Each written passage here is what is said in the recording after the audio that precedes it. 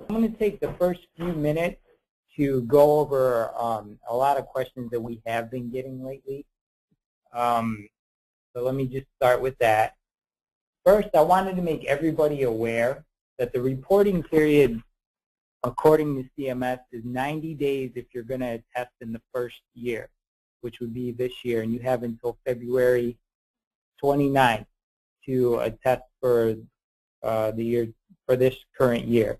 If you're going to wait until next year to attest, the reporting period will be 1 year, which means instead of giving them 3 months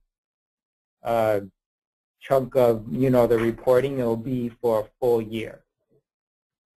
One of the questions that we have been getting quite a bit has to do with the patient reminders in the health maintenance report. Let's go to John Doe.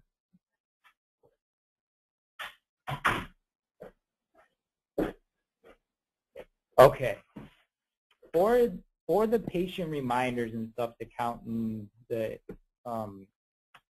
for the patient reminders part of the automated measures count, the patient must be 65 years or older or 5 years and younger. So anybody in between 5 and 65, it will not count for the report. So in this example, we made John Doe, he's 80 years old. We'll scroll down to his health maintenance. We'll see that he's due for a couple tests. He's due for the stress for this current month. The last one he had was in 2008. It's going to look at the ones that are due currently now during the reporting period. So for example, he should also show up for the colonoscopy 5-year and the physical if we were to go to that. So let's go to miscellaneous.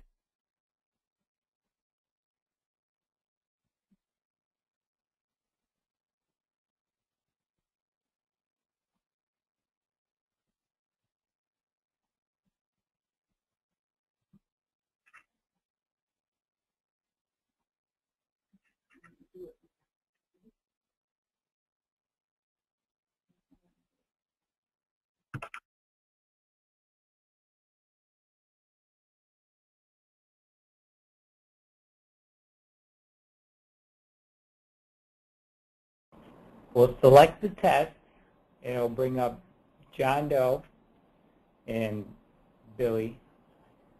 We'll select here, and we'll click on Send Reminders. You can either do print labels or send reminders, and it will count in the report.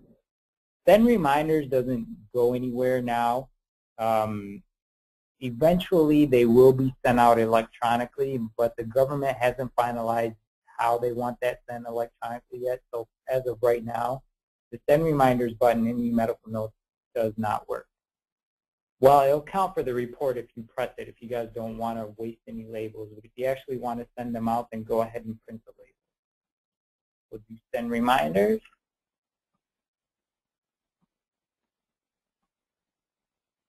EMR report.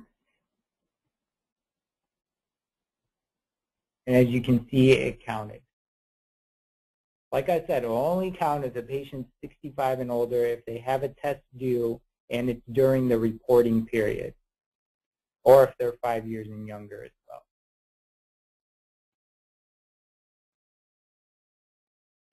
Another question that we have been getting quite a few is about the clinical summary and the patient summary. Let's go back to John Doe. The patient summary record is for the last date of visit that the patient was seen. The send to, you can either put, it's supposed to be, you're supposed to put the doctor's name that it's going to go to. So let's say that it's going to go to, we'll just put Dr. Hadar. In order for it to count in the report, we'll have to click on download. And then eventually, what they're going to want to do with the CCR document is burn it off to a CD or send it over to the doctor electronically. But that currently is not working because a lot of doctors and hospitals around in the area are still not accepting CCR documents yet. It is in the spec and it will be coming soon. But for the sake of the report, click on download for it to count. If you click on view, it will not. It'll just show you what's contained in the document. This goes for the same thing for the clinical summary. Let's go back. Clinical summary is specific to the date of visit that you click the CS next to. So let's say we want to do for 6/27/2011, all the problemless medications and allergies just specifically for that data service. Once again, select the doctor and click download, and like I said, you can click cancel and it'll count for the report. The difference being between the two, like I said, the patient summary record is for the last date of visit only, and the clinical summary is for the data service that you click the CS next to under their case information. Patient education is another one we have been getting a lot of questions. Let's go over that real fast, how to set that up. We'll go to miscellaneous. Right here we have patient education.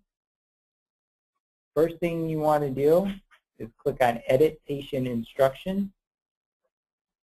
Give it a title. The test, or you'll write what the instructions are. We'll just look at one that we already have. Once you have created an instruction, we'll have to tie it to an ICD-9 code for it to appear in the patient education part of the patient's chart.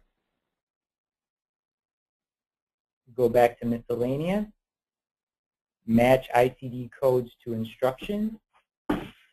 You'll see that the instructions that you have created will appear here. Select the one that you, let's just do sutures. Now, the ICD-9 code, this is where the problem is. So, for example, if we select the problem list, or in the problem list for the patient, if we select alcohol use, this one, or let's just do unspecified, and you can do multiple. We'll click here, click OK. Now if we go to John Doe's chart, and we add either one of those that we matched it to, let's do that. Alcohol, unspecified.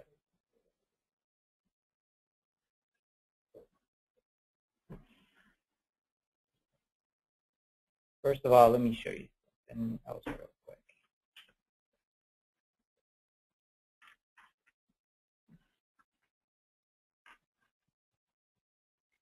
As you can see, it's non-matched at the moment, but we already matched it. So once we select it here, add, go back to the patient education, we'll refresh the page. Now you see the sutures pop up. This is how these get matched in the labs, is the same way.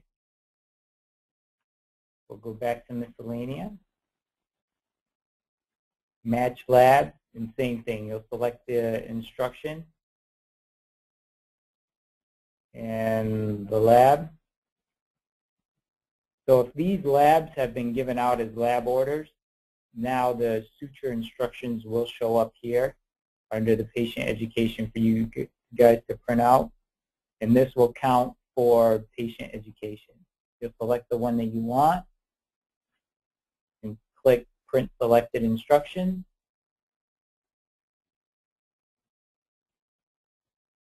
We'll hit Cancel, and then that'll count for patient education. And that'll give you more options than the drug, only the drug information. You can add anything you want to the instructions. They'll have to be handwritten. I know we've been getting a lot of questions about, well, if you guys have other flyers or other printouts that you guys give out. If it's something that you guys made in like Word or something, you can copy it out of Word and then paste it in here, and then it'll always be available in eMedical to give out. As long as it's in the patient's problem list and it's been matched, then you can print it out on demand instead of making multiple copies or however you guys currently do it now. If there's any questions about that, go ahead and give me a call, and I'll be more than happy to walk through it again with you.